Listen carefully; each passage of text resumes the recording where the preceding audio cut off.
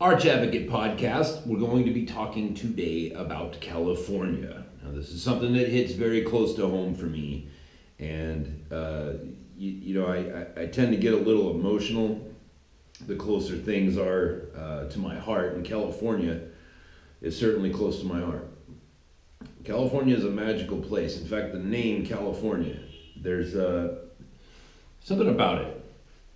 If you look at you look at the names of states, they're either Spanish names like Colorado, Texas, New Mexico, right? Spanish names, Nevada, right? And then we got Arizona, which was literally called the arid zone, so they called it Arizona, which is kind of a weird thing. And then there's a state named after a president, President Washington. And then the rest of the states are either Native American names like Mississippi, I think Missouri is one, or they're English names like New York, right? It's from York, England. The Native American names, English names, or Spanish names. And California is unique in the sense that California, where they get that word was from, there's some debate over this. There was some like either Spanish or Italian folklore. There was a story written, and in the story there was this magical land called Khalifa. And in Khalifa there was gold on the ground, like heaven, right? There was just gold on the ground, and food just grew everywhere, right? So you have to understand that, hundreds of years ago when that story was written, it was like, to the reader, it would be like a magical place where food just grows. It's like milk and honey. You know what I mean? Like, you don't even have to put any effort into it. There's just food everywhere, and there's gold everywhere. And so when the Spanish, I think it was, one of those Spanish sailors, Cortez, when they rolled up on California, right? First of all, when they came to Los Angeles, they said, "Well, we're going to name this the Valley of the Burning Sun because Los Angeles doesn't have airflow." And so the people that lived in that valley, the natives, like they would have fires and whatnot, to cook their food, and that smoke wouldn't blow out because there's no circulation, and so it made the sun appear red. So they called it the Valley of the Burning Sun. But later on, as they explored what would later be called California, they're like, this is Khalifa. Man, there's gold right here in the dust. It's right on top. It's in the topsoil. There's gold here, and there's just food. This soil just grows anything. You know what I mean? Like, you can go through California and just stick a shovel in just about anywhere, and there's just that deep, rich, black soil that just grows everything. And so California, they said, well, this is Khalifa. California. This is the magical land of California, and it truly is a magical land. There's still gold in California, right? Food still grows everywhere in California, and so when I see catastrophe coming to California, like, it breaks my heart because it's such a wonderful place, and so you got the Sierras, and there's just mountain ranges everywhere, and then there's the Central Valley, which there's nothing to look at, but man, it's the number one source of food on the planet. We're getting a little bit closer to home here. This is why I'm saying, like, hang in there with me. And by the way, please hit subscribe. If you're watching this on YouTube, hit subscribe. If you're listening to it on a podcast in your earbuds, one, hit subscribe, and two, listen, I'm working on the sound. All right, I'm about to get a microphone. I got a microphone stand, I got a microphone cord, there's some other things I need, and then the audio quality will improve. But if you want to support the show, you can go into archadvocate.com. If you want to argue with me, if you want to submit any ideas, if you want to anything, if you want to recommend a guest that we should all go after and try to get on the show, go on to archadvocate.com, arch-advocate.com. Go on to, you can become a monthly patron if you want, or you can do the PayPal me link. It was right there on the website. Whichever one you want. This is an interactive show, folks. Like, it costs me money, so if you want to help out with that expense, help me get to that point where I can get microphones and all that other stuff, it would be greatly appreciated. Now listen, California. There's a thing that happens in California where how is it that the number one place in the world for food production and the number one place in the world for technological advancements, how is it that this state that has gold in the ground, why is it that things are so bad? How is it that so many people in the last couple of years have died from fires? And so much property, billions upon billions of dollars, has been destroyed by fires, right? Well, I mean, there's, obviously there's, a natural explanation for that. We've been in a drought for over 40 years. Since I was a little kid, we've been in a drought, right? We don't get enough rain, and you can, I don't know how many of you have ever driven up the Interstate 5 or driven up the 101, but it's like when you go past reservoirs, like you can see they're half empty. It's really bad, right? And it's because part one is we've been in a drought for 40 years, and part two, you keep hearing people saying like, oh, California's got a money problem. Like, we don't have enough money. It's like, no, that's not the problem at all. California has a huge spending problem. We have a huge spending problem. And there's things that go on in the state of California that probably go on in your state as well.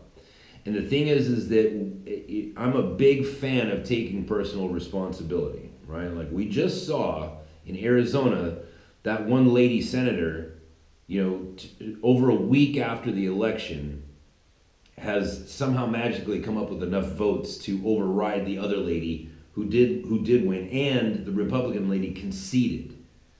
Which is, it's bonkers to me. It's like, how is it that there's not people rioting in the streets right now? I don't understand how people just look at that and say, well, I guess that's just politics. I guess my vote doesn't count. That's exactly what they want you to think. And when people don't take responsibility for what's going on and they don't look into what's actually happening, it's like, well, then it's kind of on you. Not fully, but to a certain degree. I'll give you a perfect example. In the early 1990s, could have even been as early as like 1989 or 88. But the idea started floating around that the state was saying, look, we need money for schools, right? Fair enough, right? Teachers got to get paid. You got to build, it costs money to build schools. There's a lot of people. The more people you have, the more schools you have to build. We need money, and we don't have it. Fair enough, right? Fair enough. Where are you going to get the money? So the politicians had a brilliant idea. They said, look, gambling is a states' rights issue. Is that 14th Amendment? It's a states' right. The reason why Nevada is allowed to have gambling is because it's a states' rights issue. It's not in the Constitution. It's not in, the amendments. It's not in the Bill of Rights, and therefore it becomes a state's, if it's not a federal matter, then it automatically goes to the state. So California politicians said to themselves, well, why don't we do this? We don't want to go full-blown gambling, but let's just have a state lottery, right? We'll sell scratcher tickets, we'll have like a Powerball type of thing. We'll just do those two things, and then people can gamble a little bit, and we'll have a whole bunch of money. Because back then I think there was 20 million people in California. We're gonna have all this fresh money, and we're gonna fix the schools, and we're gonna build state-of-the-art brand new schools. It's gonna be wonderful. And so that's what they brought to the people of California. And a lot of money was spent on petitioning the people of California, saying, like the people in front of the grocery store saying, hey, are you a registered voter? If so, come here and sign this so that we can get this measure on the ballot, because that's how California works, and a lot of states work that way. Sign here, let's get this on the ballot, and let the people of California vote on this, right? And so enough signatures were gathered, and that measure made it onto the ballot, and people voted, I think, overwhelmingly. They said, yeah, it's not Las Vegas style gambling. It's just scratcher tickets. You can buy them at the gas station. Who cares? Yeah, it's just a Powerball lottery type of thing. Like a sort of like a bingo. You know how a lottery works. You pick 7 numbers, and if you get all 7 of them, then you get the pot. And so California said, yes, that sounds good to me. So it went through. And guess what? The schools were not fixed. But let me circle back around to why that happened and tell you about another measure in California.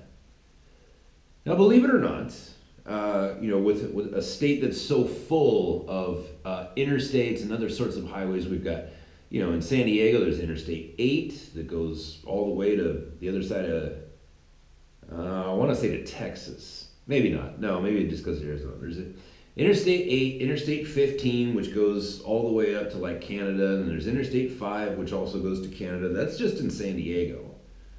Right, and you go further north, and there's Los Angeles, and they've got Interstate 10, which I believe is the only highway that stretches from coast to coast. Literally, the Interstate 10 starts right next to the Santa Monica Pier in Los Angeles and goes all the way to either South Carolina or Georgia or one of those two.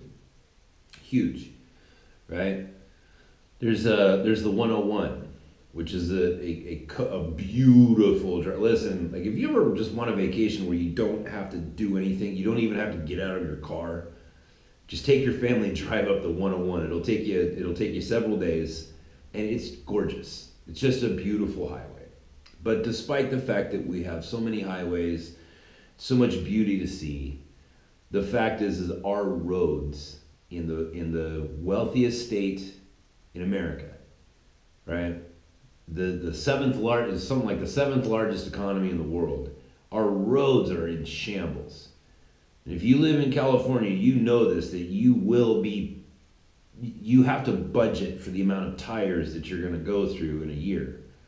Because our roads are horrible. Our streets, our boulevards, our roads, our highways, everything, it's in shambles. So the state, in their infinite wisdom, came to the people of California with a ballot.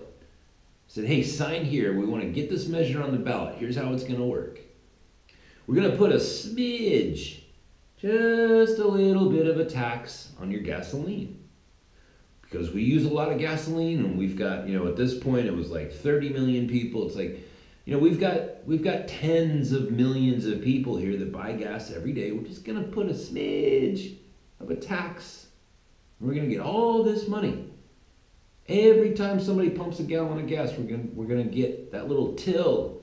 This money's gonna go to the government.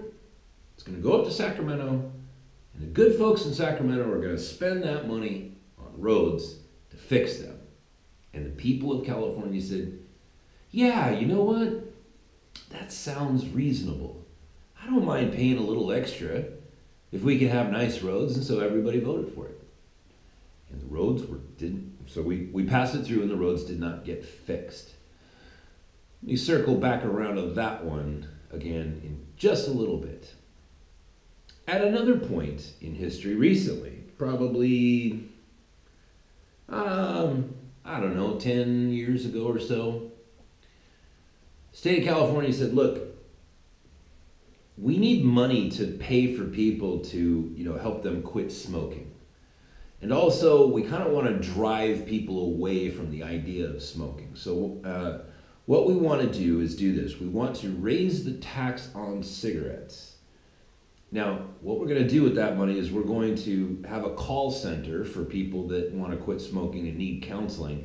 And whatever money doesn't get spent there, we're going to send it, the majority of the money is going to go towards, is it the ACA, the American Cancer Association? Like, we're literally going to properly fund cancer research so that people don't die of cancer anymore, right?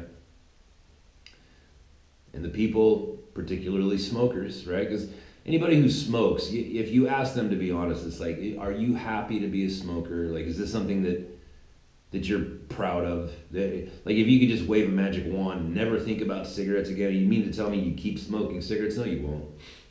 No, you won't. There's no smokers out there that are like that. So California voted, said, yes, raise the tax on each pack of cigarettes by $1 in a state of nearly 40 million people. Raised a lot of money. And a tiny bit of that money goes to cancer research. Now, where did that money go? Where did the gas tax money go? Where did the lottery money go? Because it damn sure didn't go to the schools, and it damn sure didn't fix the roads. So where did it go? The thing is that in the state of California, and I would assume your state as well, there's a shell game that's played by politicians. Shell game, are you familiar with that term? Three-card Monte? Right? Where's the bean? Where's the bean underneath the shell? Round and around she goes. When we signed that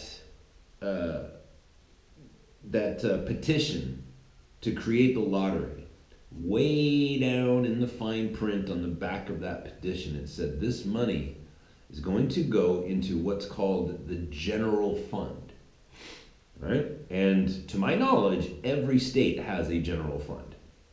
Right? The general fund is exactly what it sounds like. It's a fund where it's like, well, we have this money in case of emergencies. In case there's something that comes along that we just absolutely have to pay for right away and we don't have the money. That's what the general fund is for. Like, oh shoot, we forgot that we needed to hire 100 accountants and, poor planning, whatever, and so we're gonna dip into the general fund. It's a cover-all. Right? Oh, there's this new town and they need a school, and there's no money budgeted for that in school, so we're gonna go to the general fund. Like, that's what it's for. And just like the general fund, every state also has specific funds. This is money for schools, this is money for healthcare, this is money for welfare, and this food stamps and fire, emergencies and whatever. Like, you have very specific funds, right? And in that paperwork, when we signed to authorize the lottery, what we were saying is we want this money. And it was a shell game. They said, if you vote for this makes it to the ballot and you vote for it, what you will be voting for is that all this money raised by the scratcher tickets and the lottery tickets is all going to go to the state general fund. And according to the Constitution of the state of California, the general fund can be spent on whatever the politicians want, literally. Whatever they want. That's where the money went. And that's why it didn't go to the schools, because we did not vote for that money. We voted to have the lottery, but we voted for it to not go to the schools. We didn't vote for a specific fund for just schools. We gave all that money to the power of the government of the state of California, the governor's office. And when they spend that money on other things, they're not breaking the law. Because all they have to do is pull up and they said, well, the people of California said they wanted all this lottery money to go into the state general fund. See? This is what they voted for.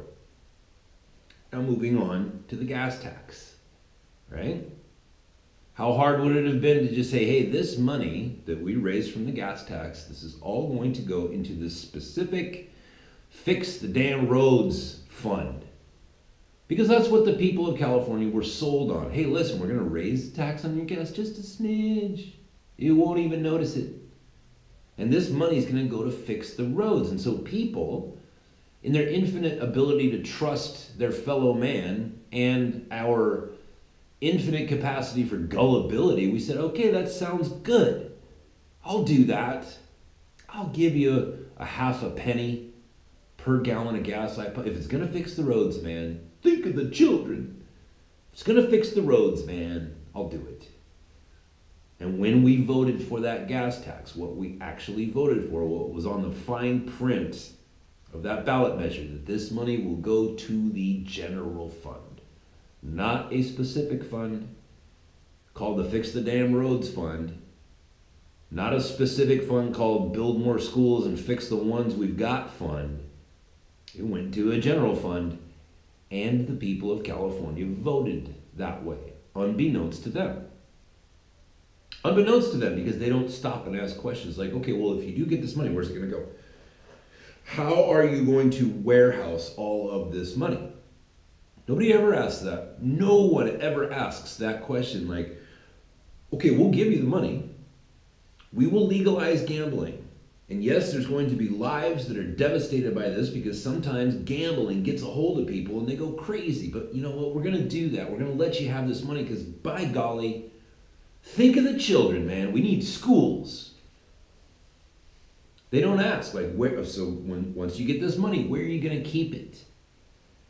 You're talking about billions upon billions of dollars. Where are you going to keep it? Are you going to keep it in a special bank account that says this money is for schools only? This money is for roads only? This money is for cancer research only? Nope. And therefore it goes right to the general fund. Now, where does the money go from the general fund? Where does it go from there? Well, I'll tell you. Give you a hint. Give you a good example. All right. You guys might remember when Arnold Schwarzenegger was the governor of California. You know who the governor of California was just before Arnold Schwarzenegger?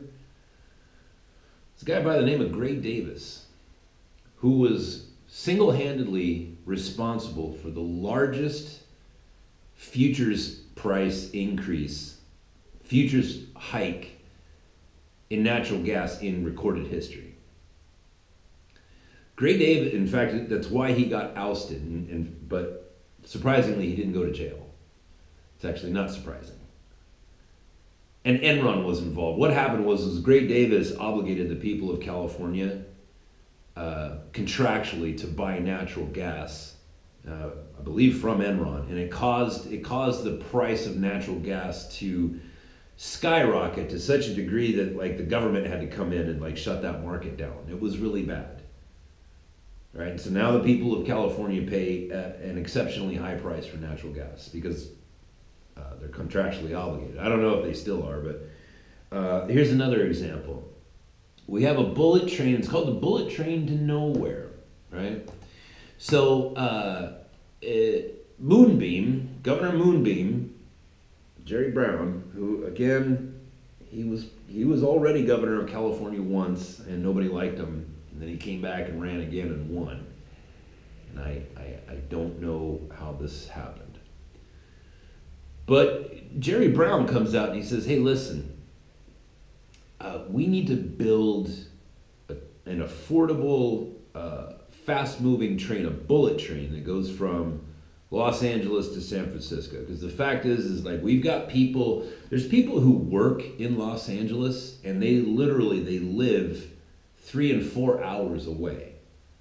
Because you can't afford to live in Los Angeles. You got to move out to damn Bakersfield. There's people literally that live in Bakersfield that drive to Los Angeles every day and then drive home. It's nuts, right? Like those people are zombies. Those people are on the verge of either like suicide or some like epiphany of spiritual insight of like, man, I don't need this. I don't need to sacrifice my soul to the devil. I don't need to work for 10 hours a day and drive for another 8, leaving me 6 hours to sleep and eat and keep in shape and hang out with my kids and whatever. It's like those people are nuts. So Jerry Brown says, listen, I got a really good idea. We're going to build a train that goes from Los Angeles to San Francisco in like an hour, something like that. A really fast train, and it'll have stops along the way, and then people can live between those two cities where there's a lot of open land and you can build a lot of homes and whatever. And then people's commute will be easier. And the people of California said, ooh, that sounds good. That sounds good. How much something like that cost? Oh, it's gonna cost a lot. All right? I'm not gonna fool around with you here. This is gonna cost $13 billion. We need to get this authorized from the people. The thing is, though, is that 13 is like the big estimate. What we're asking for is we want to issue a bond, a bond to the state of California. We want to issue a bond. What that means is like when they issue a bond, it means somebody buys it and then the state of California is in debt to that amount of money. And Jerry Brown said we need to sell $10 billion in bonds. So we need to raise $10 billion. We'll have to pay it back. That's $10 billion in debt. But just if you give me the authorization to sell these bonds, and go $10 billion more in debt, we can get this train built. In a worst case scenario, it'll cost 30% more than what I think it will. $13 billion is the most this is going to cost. And the people of California said, all right, we're all aware of the plight of the working man in Los Angeles. We know that we need to build some sort of commute friendly way for these people to get to work and get back home within a reasonable amount of time. Go ahead, Jerry Brown, and we signed it, we voted for it, and it went through. Now that project, which, by the way, there has yet to be a single track laid, and they've already spent something like $17 billion or something like that. It's crazy. But now what the state of California is saying, oh, remember when we told you it was going to be $13 billion? It's actually $98.1 billion is what we're going to need.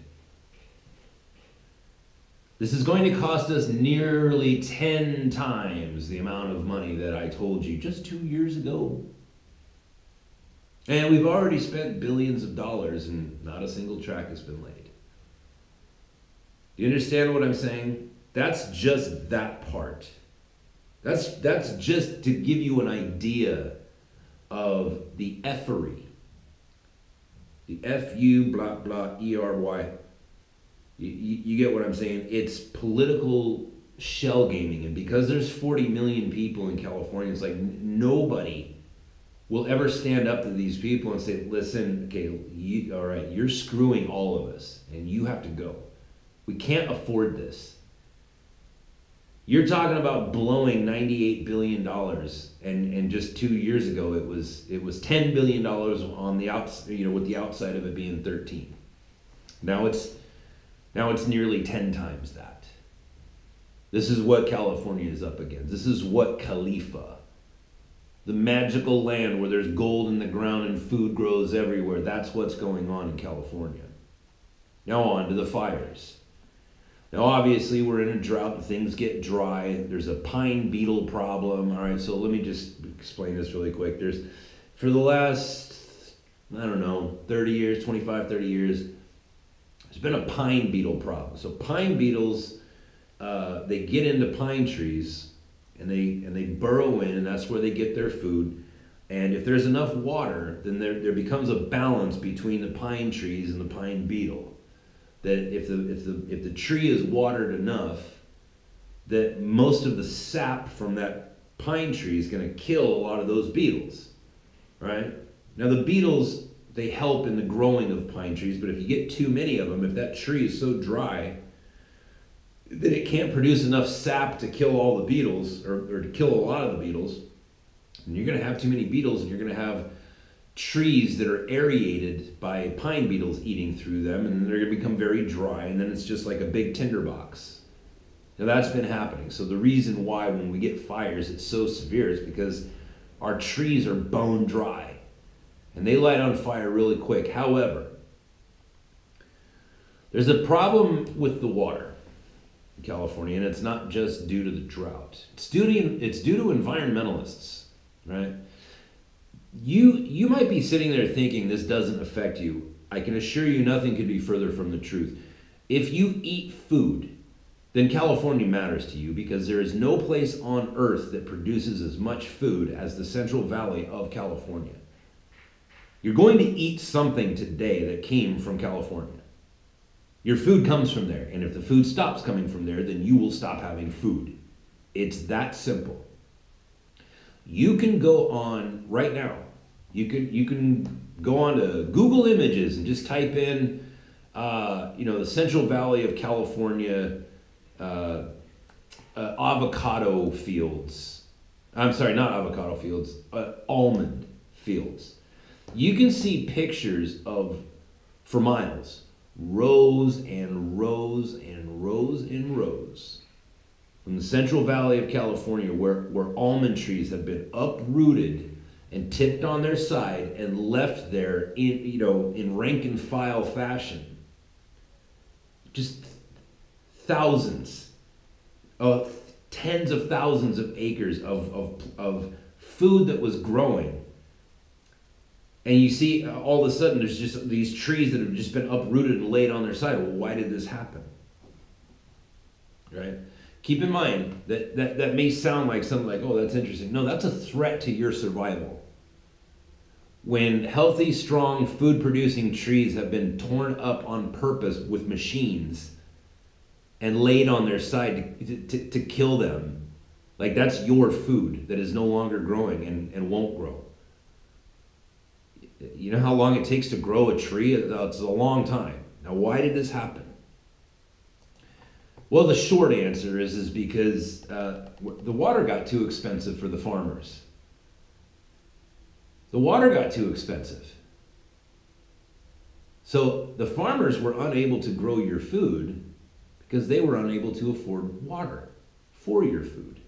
And why is that? Why is it that the water was too expensive? It's not the drought, right? We let the majority of our water in California flow right into the ocean. The majority of it. Right? I've made the comment before that Los Angeles doesn't have its own water supply, and that's true. They don't. And if the city of Los Angeles that has 20 million people in it, not the city, but Los Angeles County and the surrounding counties, like there's 20 million people in just that one area. And if those people get cut, and by the way, there is a not epidemic, not pandemic. What's the thing when there's like an outbreak and it like kills a bunch of people, like the Spanish flu or the Black Plague or whatever? There's like a plague coming, and it's already begun in Los Angeles because of their mismanagement of the homeless people and the fact that like homeless people, they don't have access to showers and hygiene and toothbrushes and that sort of thing. Well, that's how you start disease.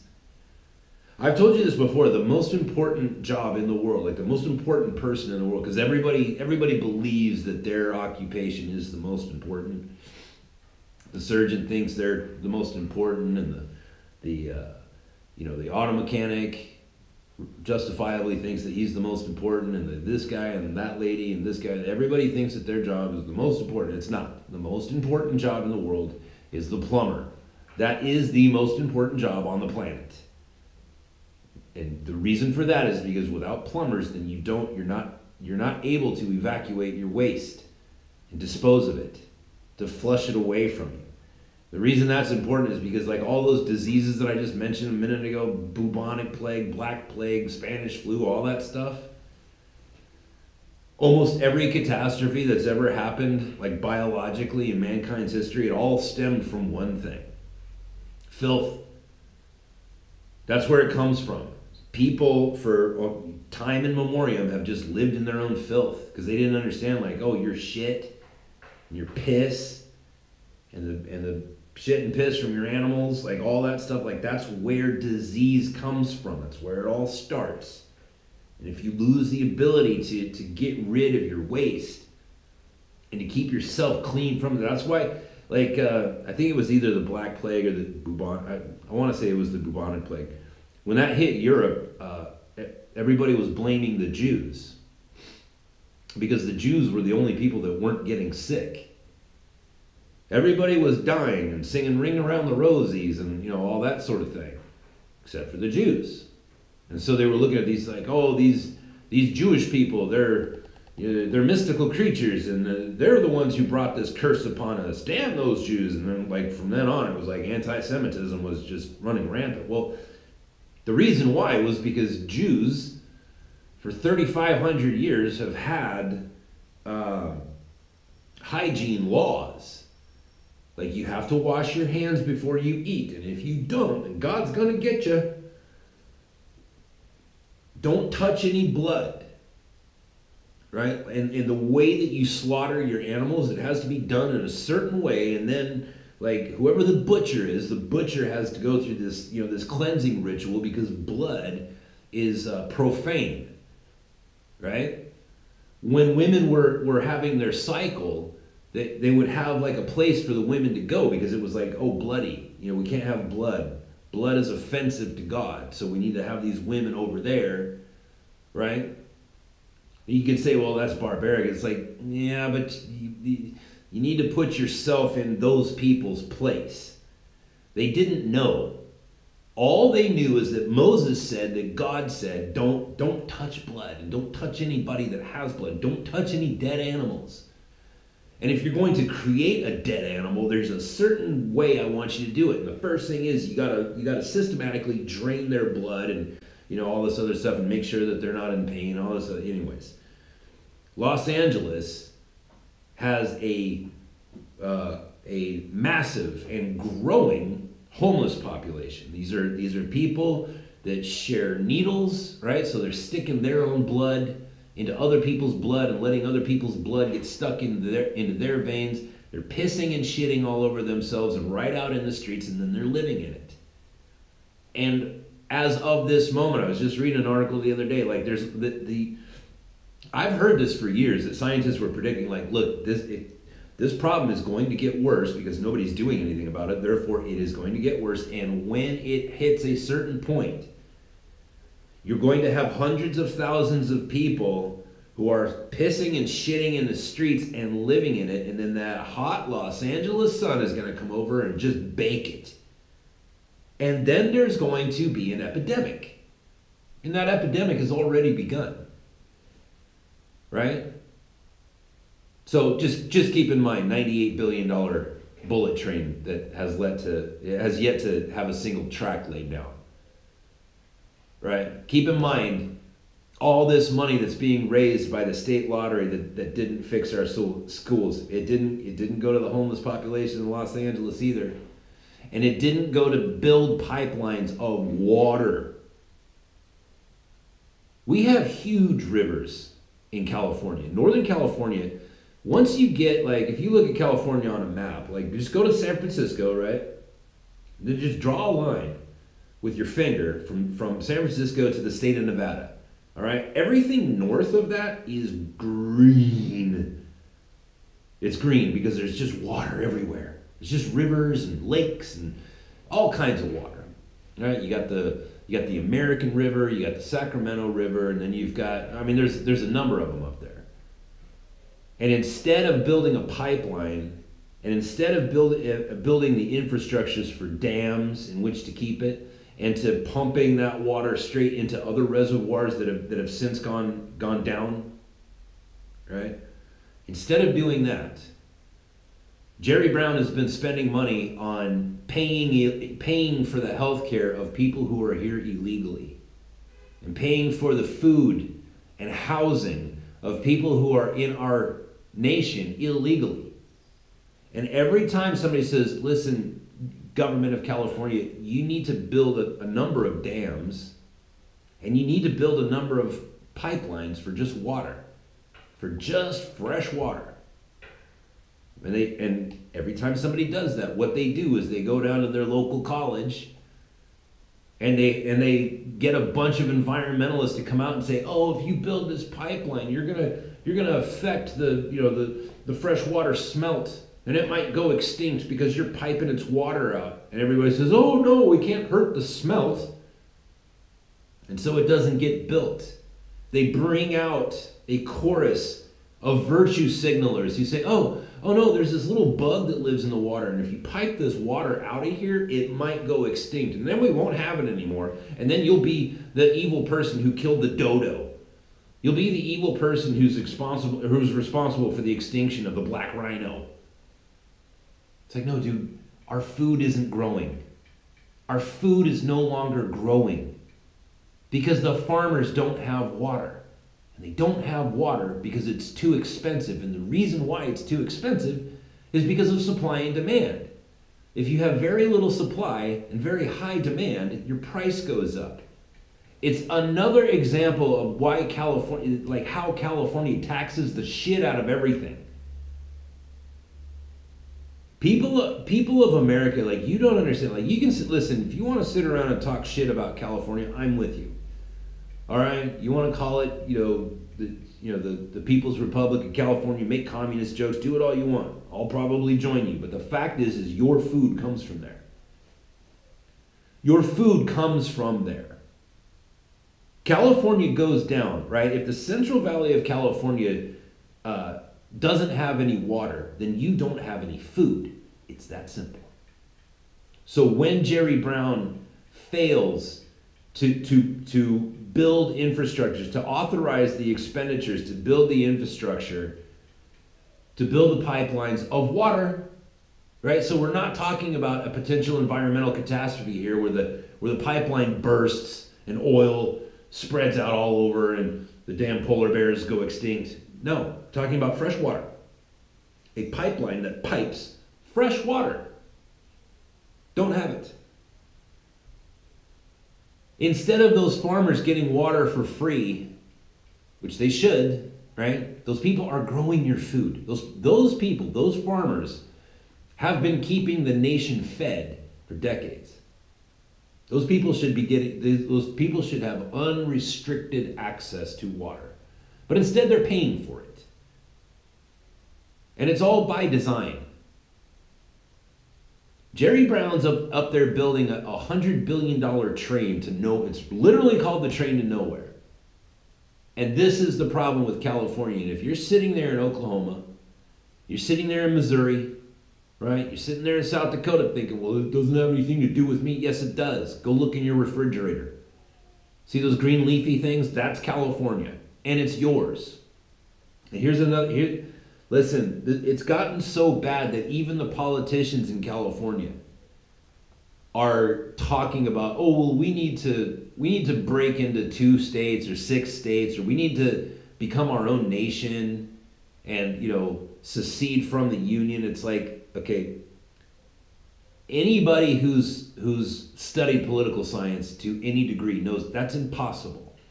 It's not possible. Applying for statehood, right? Like if Jerry Brown, well, he's no longer the governor, he's on his way out and Gavin Newsom's coming in. But when these people say, well, we should break off into 2 different states, what you're saying is you want to dissolve a state that has already been granted statehood, which is a big effing deal. It's a huge deal to achieve statehood. You're talking about dissolving one and then applying for statehood twice in the example of California becoming 2 states. You're talking about 2 applications, 2 brand new applications for statehood. Dude, Puerto Rico hasn't even achieved statehood. Neither has Guam. Neither has American Samoa. Achieving statehood is a big deal. It's not just a hand them out. You have to write a constitution, right? The state has to write its own constitution, and then it has to go to Washington, and then it has to get approved, which would never happen, right? So then these people talking, because I've heard politicians, Ted Lieu was talking about, well, we just need to break off from America and become our own country. Okay, well then you're talking about war. Because California has both state and federal parks, and those federal parks are the property of the American citizen. That's literally your land.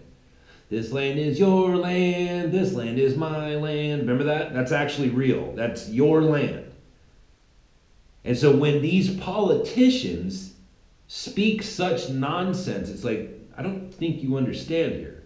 What you're supposing, right? What you're recommending here is you want to take away my land and remove it from my possession.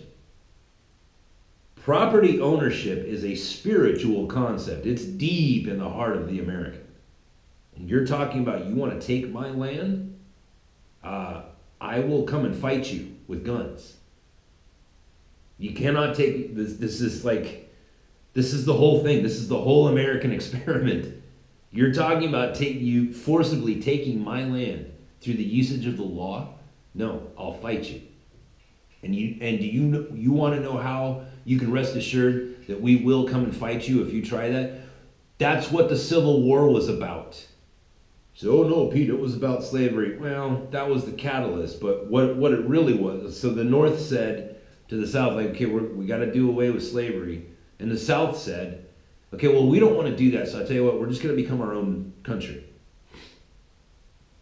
We're going to secede from the Union. It was at that point that the North said, well, you can't do that, because if you guys leave, then we no longer have a union. We no longer have a republic. If one state leaves, they all fall apart. We can't have that. What the South was saying is like, we want to, all this work and the Revolutionary War and all the men and women who died, all of that was for nothing. We're just going to unravel it right now. We're going to break off and become our own country because you think that we shouldn't have slaves and we think we should. So yes, it was about slavery, but what it was really about was like they were talking about unraveling the Union, unraveling the Republic. And when California politicians talk like that way, it's like, you don't understand. If you leave, then the whole thing is bullshit. That's what the Republic is. It's all these states that are sewn together. And if you tear one out, then the weaving comes undone and the whole thing falls apart. That's the significance of it. And when these people talk like that to their 40 million people in their state, it's like, you're asking, like, one, you're talking nonsense because it'll never happen. But two, if it did happen, we would have to come and fight you because what you're talking about is taking my land. Well, I'm from California, so it's a little bit different, but it's like if you're from Texas, that land in the Sierra Nevadas, right? That land in the Sequoia Forest, Sequoia National Park, and all those redwood trees, that's yours. And if somebody says, I'm gonna secede from the Union, what they're saying is, we're gonna take this from you. It will no longer be yours. It's like, dude, the last time there was war on our soil, it was about this very thing. Dangerous.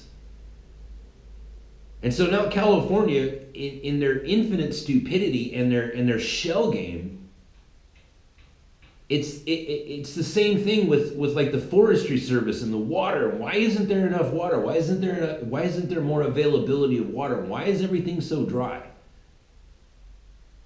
Why haven't there been people out there keeping up on the brush? Right? Because that's the thing about California, is like, you have to have people. Like when I was growing up, you couldn't have weeds growing next to your house for something like 20 feet, right? On the property that I grew up in, we moved onto this huge piece of land when I was like 5, and we lived there for a long time. We had to work that land all the time because by law, you have to keep the bushes away from your house. This was in the 1970s. Right? And so there's people that have jobs where it's like, it's their job to go out and cut the weeds. And the reason people haven't been doing that is because Jerry Brown's been too damn busy building his train to nowhere. And I keep using the train to nowhere, but there's thousands of examples where money is just pissed away. And God knows what. But the train is like, the train is the clue, right? The train to nowhere, the $100 billion train to nowhere is your clue that if they're going to be that brazen, where they came out 2 years ago and they said, hey, California, we need $10 billion. And 2 years later, they're like, oh, did I say 10? I meant 100. That's your clue. Like when people are that brazen, you know that there's other stuff going on, and there's a lot. There's a lot. I could get way deep into this. This is why Democrats are bad for an economy. Like, you talk about like why housing prices are so expensive. It's like, well, houses are bigger. And I hear that. I've heard conservatives say that. It's like, no, that's not it, right? Because if that's true, then the price difference should only be commensurate with like the amount of size bigger that the new houses are. You could buy a house in the 1970s for $30,000. That same house right now is $500,000. in the part of San Diego when I was born. My parents, they bought that house for $30,000. That same exact house right now goes for about $400,000 or $500,000. That's over 100. Yeah, I'm sorry. Yeah, 10 times. Are you saying that homes are 10 times bigger now? No, they're not. No, they're not. They're about twice as big. Maybe a little bit more, but not very much. So no, that's not it. Here's what happens. People start flooding towards an area, and Democrats come along and they say, how can we shear these sheep? How can we get more money off of these people? Right? So a construction company, right, a home development company, they're rich. Of course they're rich. They build and sell homes. But they come out, they buy a piece of land, and they say, we're going to build 500 homes here, and then we're going to sell them, and we're going to get paid, and we're going to make a lot of money. Right? And we know how much our expenses. We got to buy lumber, we got to buy sheetrock, we got to pay the cement people, we got to put in rebar, we got to do copper wiring and all this other sort of thing. So the Democrats come in and they say, well, how can we get these people, these land developers, to pay us more money? Well, we're going to put a bunch of regulations on it. And in California, here's how it goes. This literally is how it goes every single time.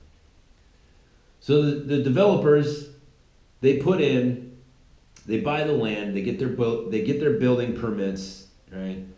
And they get the green light before they actually buy the property. They say, listen, we're going to buy this property, and we're going to build some homes, okay? So everything's cool. All right, so they buy the land, they get their permits to build, they buy their materials, and they get their employees, right? They get their workers, and they start working.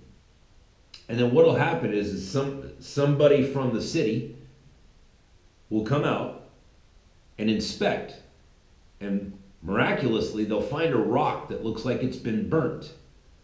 And they'll say, oh, wait a minute now. This rock, this may be a burial ground for some Native American tribe that may have lived here. We need to stop production. We need to stop everything. And we need to bring in archaeologists to come in and inspect this area and make sure that you're not desecrating graves.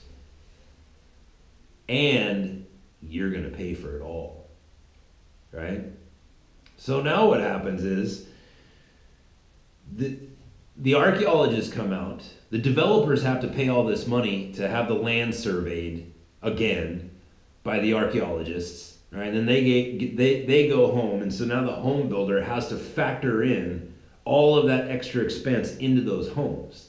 So when they sell the home, the individual who buys that home is actually paying for the archaeologist. And by the way, that's just one example of what goes down in California every time a plot of land is developed with home. There's tons of different ways, and it's all just a game. And that's why the prices of homes are so expensive. It's because every time somebody goes to build it, some people from the government come in and figure out a way to just fleece everybody. Like I said, man, you can shear a sheep many times, but skin it only once. Remember that in the movie Rounders? But it seems like that's not true. Because it's like, man, how many times more are you going to get skinned? How many times more are we going to get skinned? With our $100 billion train to nowhere. With the thing that just happened in Arizona with that senator, with what's going on in Broward County, where we can see a lady who was convicted of voter fraud. She wasn't convicted of stealing or murder or something like that. She was convicted of a crime that applies directly to her job. And she still has that job. You've been skinned, people. We're getting skinned. Over and over and over again. And if you think that this is just politics and it doesn't really matter, it's like, okay, well now it's in your wheelhouse. It's the Central Valley of California where your food comes from. You know what happens when that food supply is cut off? There's 300 and an estimated 325 million people in the United States. All of a sudden, the number one source of the food for all those people is just gone. Right? I mean, just imagine Los Angeles. Just imagine in one area, just Los Angeles, where there's 20 million people. There's more people. Like, if you go onto a map of the world, you could put the tip of a pen on Los Angeles, right? So just the tip of a pen would cover Los Angeles on a map. Just imagine that. There's half as many people on the continent of Australia than there are underneath the tip of your pen. That's how many people. That's how many people. There's 20 million people in the greater Los Angeles area. Imagine what happens when all those people get cut off from water or food or electricity. Or imagine what happens when the current health epidemic gets worse, and next summer it will be worse than last summer. Imagine what happens when 20 million people get sick. It's like you think that it's really easy to look at these sorts of things and think, oh, it doesn't really affect me. Yeah, it's just politics and right versus left, blah, blah, blah. No. The mismanagement of California money is going to hit your refrigerator.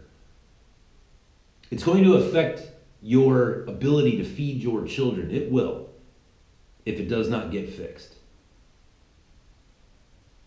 That's real. So anyways, that was my episode of why California sucks so bad it burns. Hey, hit subscribe, hit like, hit share, tell your friends, and please support the show by going to archadvocate.com and giving me some money. Arch-advocate.com. You can do a monthly Patreon if you want to. You can do PayPal, whatever.